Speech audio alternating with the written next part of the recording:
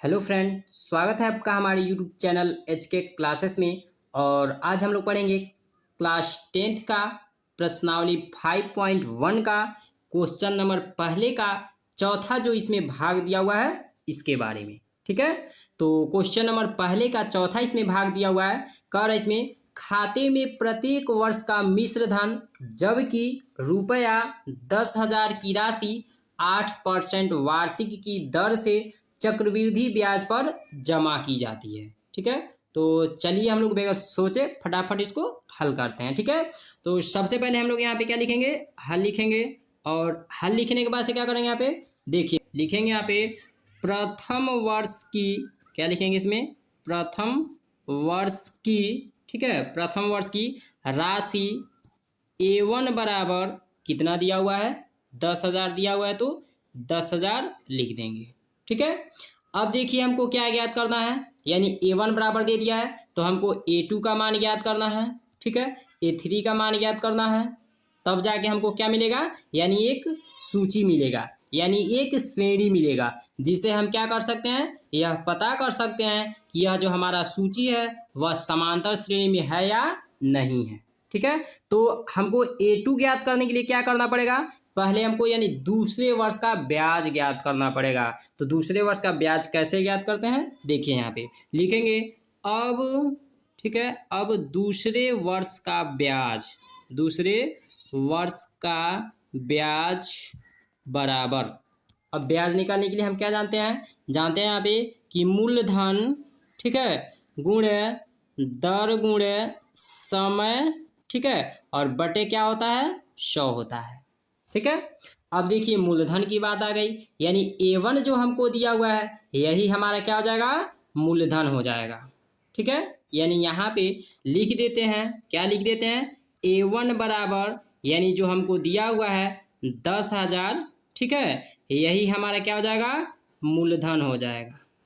ठीक है, मूलधन हो जाएगा, यानी A1 बराबर जो 10,000 दिया हुआ है यही हमारा क्या हो जाएगा, मूलधन हो जाएगा। ठीक है, अब इसके बाद से आता है दर, इसमें तो दर कितना दिया है, 8% दिया हुआ है, तो यानी दर बराबर हमको क्या मिल जाएगा, यानी 8% दिया हुआ है तो दर बराबर हो जाएगा। ठीक है, अब इसके बाद से क्या आता है इसमें, यानी समय इसमें दिया हुआ है, तो समय इसमें क्या दिया है, वार्षिक की दर, यानी एक वर्ष की बात इसमें कर रहा है, तो इसीलिए समय बराबर हमारा क्या हो जाएगा, यानी एक वर्ष हो जाएगा। ठीक है, और हमको निकालना क्या है, चक्रवृद्धि ब्याज निकालना है, तो चक्रवृद्धि ब्याज का मतलब क्या होता है, यानी ब्याज का ब्याज। ठीक है, तो चलिए हम ज्ञात करते हैं पहले दूसरे वर्ष का ब्याज, ठीक है, और इसके बाद से तब तीसरे वर्ष का ब्याज, तब जाके हमको श्रेणी प्राप्त होगा। ठीक है, तो चलिए बगैर सोचे हम लोग इसको हल करते हैं फटाफट एकदम। तो ये हो जाएगा, मूलधन हमको कितना दिया है, 10,000, तो यहाँ पे 10,000 लिख देंगे। ठीक है, और उसके बाद से गुणे दर कितना दिया है, 8%, तो 8 लिख देंगे। गुणे समय कितना दिया है, 1 वर्ष, तो 1 वर्ष लिख देंगे। ठीक है, समझ में आ रहा है। अब देखिए यहाँ पे बटे में क्या दिया, 100 दिया, तो यहाँ पे 100 लिख देंगे। ठीक है, अब देखिए 2 जीरो से 2 जीरो आउट, कैंसिल हो गया, अब हमारे पास क्या बचा, 100 बच गया, यानी 100 गुणे और 8 का 1 के साथ गुणा करेंगे 8 हो जाएगा, और बटे में 1 दिया है तो लिख देते हैं, नहीं लिखेंगे तो भी कोई दिक्कत नहीं। ठीक है, अब देखिए यहाँ पे 100 का 8 के साथ यदि गुणा करेंगे तो कितना हो जाएगा, 800, और बटे में 1 है, लिख दीजिए, कोई दिक्कत नहीं। ठीक है, अब हम जानते हैं कि 800 बटे 1 दिया हुआ है, तो हम इसको क्या लिख सकते हैं, 800 लिख सकते हैं। अब कहेंगे सर कैसे लिख दिए, भाई क्यों नहीं लिख सकते हैं, 800 का गुणा कर दिए, ये जो बटे में है इधर साइड में आएगा तो क्या हो जाएगा, 800 के साथ इसका 1 का गुणा हो जाएगा, तो इसीलिए हमारे पास कितना हो जाएगा, 800 हो जाएगा, तो इसलिए हम इसको 800 बटा 1 को 800 लिख सकते हैं बगैर कुछ सोचे समझे। अब इसके बाद से देखिए हमको क्या ज्ञात करना है, ये दूसरे वर्ष का ब्याज हमको ज्ञात हो गया। अब हमको क्या ज्ञात करना है, इसमें दूसरे वर्ष की राशि ज्ञात करना है यहाँ पे, तो क्या लिखेंगे, दूसरे वर्ष की राशि। ठीक है, दूसरे वर्ष की राशि क्या हो जाएगा, यानी दूसरे वर्ष की जो राशि होगी यही हमारा A2 होगा, यानी मूलधन कितना दिया हुआ है यहाँ पे 10,000, तो यहाँ पे 10,000 लिख देते हैं, और दूसरे वर्ष का ब्याज कितना आया हुआ है 800, तो इसीलिए यहाँ पे प्लस 800 लिख देंगे। क्या हो जाएगा इसमें दूसरे वर्ष की राशि, तो दूसरे वर्ष की जो राशि होगी वही हमारा A2 होगा। तो A2 बराबर हम क्या लिखेंगे इसमें, पहले वर्ष की राशि कितना था 10,000 वो लिख देंगे, और दूसरे वर्ष का ब्याज हमने कितना निकाला है 800, तो इसको दोनों को जोड़ देंगे, और दोनों को जोड़ेंगे तो यही हमारा क्या हो जाएगा मिश्र धन, इसी को कहा जाता है यानी मिश्र धन। A2 बराबर यहाँ पे क्या हो जाएगा 10,000 और प्लस 800 जोड़ेंगे तो कितना हो जाएगा 10,800।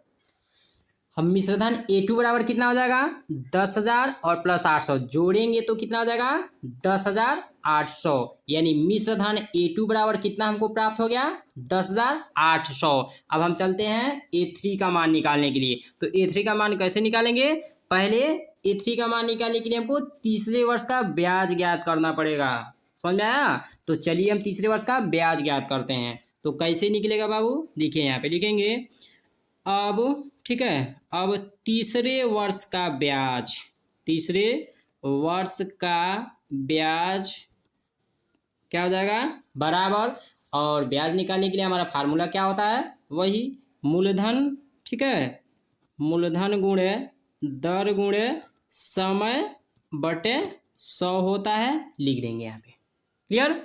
अब देखिए क्या करते हैं, मूलधन हमको कितना दिया है, अब मूलधन हमारा क्या हो जाएगा A2 का जो मान दिया हुआ है यानी मिश्र धन हमारा जो दिया हुआ है, अब ये हमारा मूलधन होगा, इसलिए कि चक्रवृद्धि ब्याज में क्या होता है ब्याज का ब्याज जुड़ता है, तो इसीलिए A2 बराबर अब हमारा यहाँ पे मूलधन हो जाएगा, यानी कितना 10,800 जोड़ दीजिए यहाँ पे, गुणे दर कितना दिया हुआ है 8%, गुणे समय कितना दिया है 1 वर्ष, बटे क्या दिया है 100 दिया है, लिख देंगे इसमें, ठीक है। अब देखिए 2 जीरो से 2 जीरो बेगर सोचे इसको कैंसिल कर दीजिए, ठीक है। अब यहाँ पे क्या हो जाएगा 108 गुणे, और 8 का 1 के साथ गुणा करेंगे 8 हो जाएगा, और बटे 1 हो जाएगा, ठीक है। अब देखिए 108 का यदि हम 8 में गुणा करेंगे तो कितना हो जाएगा, यानी 864 और बटे में 1 हो जाएगा, ठीक है। अब देखिए 864 बटे 1 को हम क्या लिख सकते हैं 864 लिख सकते हैं, ठीक है। आपका अब हमारा यानी तीसरे वर्ष का जो ब्याज होगा वह कितना हो जाएगा, यानी 864 हो जाएगा। अब हम क्या लिखेंगे इसमें, अब लिखेंगे तीसरे वर्ष की राशि, क्या लिखेंगे यहाँ पे तीसरे, ठीक है, तीसरे वर्ष की राशि यानी A3 बराबर, ठीक है। तो तीसरे वर्ष की राशि A3 बराबर क्या होगा, यानी मूलधन हमको कितना दिया हुआ है, दूसरे वर्ष का मूलधन हमारा 10,800 है, प्लस अब तीसरे वर्ष का ब्याज इसमें जुड़ेगा, तो तीसरे वर्ष का ब्याज कितना आया हुआ है 864, तो इसको जोड़ दीजिए यहाँ पे 864 को, ठीक है। अब इस दोनों को जोड़ेंगे तो कितना हो जाएगा, जोड़ लीजिए, यानी 11,664 हो जाएगा, ठीक है। यानी मिश्र धन जो हमारा हुआ, ठीक है, मिश्र धन इसको लिख सकते हैं A3 बराबर कितना हो जाएगा 11,664 हो जाएगा, समझ में आया। अब श्रेणी हमको जो मिला वह क्या मिला, अब श्रेणी हमको जो मिला वह क्या मिला, यानी प्रथम वर्ष का राशि हमारा कितना था 10,000, तो 10,000 हो जाएगा, और दूसरे वर्ष की राशि हमारा क्या है, दूसरे वर्ष की राशि हमारा 10,800 है, तो 10,800 हो जाएगा, और तीसरे वर्ष की राशि क्या है, यानी 11,664 है, तो यह हमारा तीसरे वर्ष की राशि हो जाएगी। यानी हम इसको क्या लिख सकते हैं A1 बराबर कितना हो जाएगा 10,000, यानी प्रथम वर्ष की जो राशि है वही हमारा क्या हो जाएगा A1 हो जाएगा, और दूसरे वर्ष की जो राशि है यह हमारा A2 हो गया। यहाँ से देखिए तीसरे वर्ष की राशि A3 बराबर, तीसरे वर्ष की राशि A3 बराबर तीसरे वर्ष की राशि हो जाएगी। अब हमको क्या मिल गया, यह एक श्रेणी मिल गया। अब हम, ठीक है, अब हमको क्या ज्ञात करना है, सारवंतर ज्ञात करना है। यदि इस श्रेणी का सारवंतर यदि एक समान है, बराबर आएगा, तो हम कहेंगे कि यह हमारा जो श्रेणी है वह समांतर श्रेणी में है, मतलब AP में है। और यदि हमारा सर्वांतर यानी एक समान नहीं आएगा, मतलब एक बराबर नहीं आएगा, तो हम कहेंगे कि यह जो हमारा श्रेणी है वह समांतर श्रेणी में, मतलब AP में नहीं है। अब यहाँ पे लिख देते हैं A1 बराबर कितना था 10,000, तो फिर को आएंगे सर कहाँ लिख दिए, ठीक है। तो A1 बराबर 10,000 और A2 बराबर हमको कितना मिला था 10,800 और A3 बराबर हमको कितना मिला था यानी 11,664। समझ में आया। अब देखिए क्या निकालते हैं, सार्वंतर इसका निकालते हैं, सार्वंतर यानी D1 बराबर, सार्वंतर D1 बराबर क्या होता है, D1 बराबर यानी A2 माइनस A1। अब देखिए यहाँ पे A2 का मान कितना दिया है 10,800, लिखेंगे यहाँ पे क्या 10,800 माइनस और A1 का मान कितना दिया है 10,000, तो यहाँ पे लिख दीजिए 10,000। अब इसको घटा लीजिए, 10,800 में से 10,000 को घटाएंगे तो कितना हो जाएगा 800, यानी यह हमारा क्या हो गया D1 बराबर। यानी अब हमको सार्वंतर D1 बराबर कितना प्राप्त हो गया 800। अब हम D2 बराबर ज्ञात करते हैं सार्वंतर, तो यहाँ पे क्या लिखेंगे सार्वंतर D2 बराबर, ठीक है। तो D2 बराबर ज्ञात करेंगे तो क्या फार्मूला होता है यानी A3 माइनस A2। अब A3 का मान कितना इसमें दिया हुआ है 11,664 माइनस और A2 का मान कितना दिया है 10,800, लिख देंगे।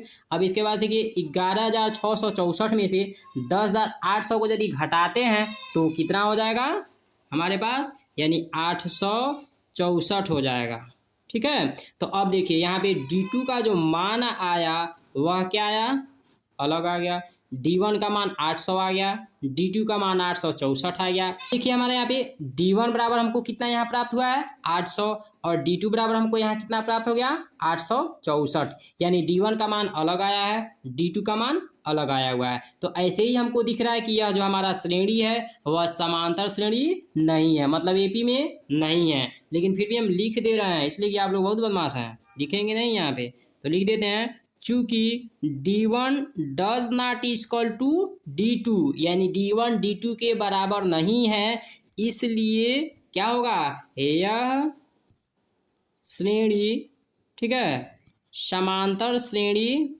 लिख देते हैं यहाँ पे समांतर श्रेणी मतलब AP में नहीं है, AP में नहीं है, हम यही हमारा आंसर हो जाएगा। क्लियर।